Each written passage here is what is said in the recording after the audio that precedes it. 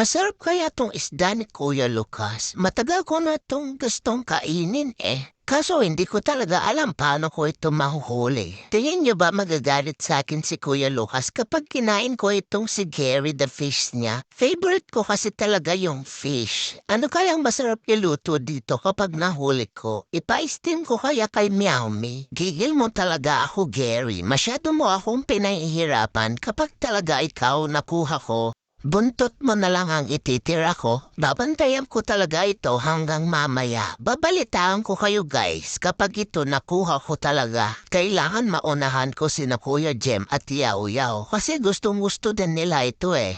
Kita nyo oh? Oh, talagang tinatakam pa ako netong si Gary. Gary, alika na dito. Lalaro lang tayo, promise. Paka-cute mo talaga. Kaya nga, gustong-gusto na kitang nguyain. Video ka ng video dyan, Meow Me. Eh kung tinulungan mo kaya ako,